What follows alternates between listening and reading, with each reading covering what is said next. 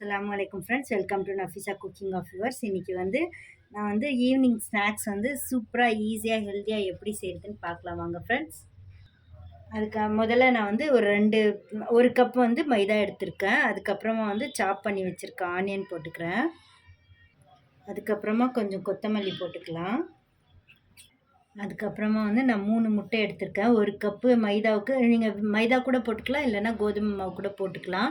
நான் இப்போ வந்து டேஸ்ட்டாக இருக்கட்டும்னு கொஞ்சம் சளிக்கு நல்லா இருக்கும்னு மைதா எடுத்திருக்கேன். அதுக்கப்புறமா வந்து ஒரு ஸ்பூன் தேவையான அளவுக்கு உப்பு போட்டுக்கோங்க. அதுக்கப்புறமா வந்து ஒரு அரை டீஸ்பூன் வந்து சில்லி ஃப்ளேக்ஸு, ஆரிகானோ பவுட்ரு வந்து நான் ஒரு அரை டீஸ்பூன் போட்டிருக்கேன். அது இல்லைனாக்கா நீங்கள் வந்து அது ஸ்கிப் பண்ணிக்கோங்க. அதுக்கப்புறமா நான் வந்து ஃப்ரெஷ்ஷான துளசி இலை எடுத்திருக்கேன். உங்கள்கிட்ட இல்லைனாக்கா நீங்கள் வந்து ஸ்கிப் பண்ணிக்கோங்க, ஒன்றும் பிரச்சனை இல்லை. இது சளிக்கு நல்லது, டேஸ்ட்டாகவும் இருக்கும். இப்போ வந்து இது எல்லாமே மிக்ஸ் பண்ணிக்கலாம். இப்போ வந்து கொஞ்சம் கொஞ்சமாக தண்ணி சேர்த்து இது லம்ஸ் இல்லாமல் நல்லா இது வந்து கலந்துக்கலாம். இதில் வந்து கொஞ்சம் டேஸ்ட்டுக்காக மஞ்சள் தூள் சேர்த்திக்கிறேன். கலரும் சூப்பராக இருக்கும். இது கொஞ்சோண்டு போட்டுக்கோங்க. பாருங்கள் ஃப்ரெண்ட்ஸ், நல்லா மிக்ஸ் பண்ணிக்கோங்க. அதுக்கப்புறமா வந்து நான் மிளகாய் தூள் போடுறேன். அவ்வளோதான் ஃப்ரெண்ட்ஸ், இது இவ்வளோதான் இன்க்ரீடியன்ட்ஸு. இப்போ வந்து வாங்க சமைக்கலாம். பாருங்கள் ஃப்ரெண்ட்ஸ், ரொம்ப திக்காகவும் இல்லாமல் ரொம்ப தண்ணியாகவும் இல்லாமல் நான் வந்து இந்த மாதிரி ஒரு தவா வச்சுக்கோங்க.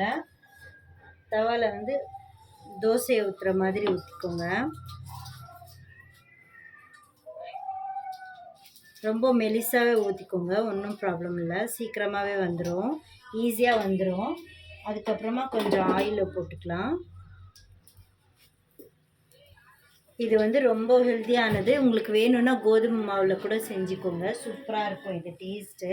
ஈவினிங் வந்து சீக்கிரமாக செஞ்சு தரணுன்னாக்கா, பசங்க வந்துட்டாங்க ஸ்கூல்லேருந்து அப்படின்னாக்கா செஞ்சு கொடுக்கலாம். இல்லைன்னா பிரேக்ஃபாஸ்ட் கூட செய்யலாம். இது சூப்பராக இருக்கும். நீங்கள் லைக் பண்ணுங்கள், ஷேர் பண்ணுங்கள் கண்டிப்பாக. பாருங்கள் ஃப்ரெண்ட்ஸ், அப்படியே அலேக்க வந்துடுது, சூப்பராக வந்துடுச்சு. ரொட்டி மாதிரியே திருப்பி போட்டுக்கோங்க. இது வந்து சூப்பராக இருக்கும். முட்டையெல்லாம் சேர்த்துருக்கிறதுனால வந்து ரொம்ப சாஃப்டாகவும் இருக்கும், ஹார்டாகவும் இருக்காது. ஈவினிங் ஸ்நாக்ஸ்க்கு சூப்பரான டிஷ்ஷு.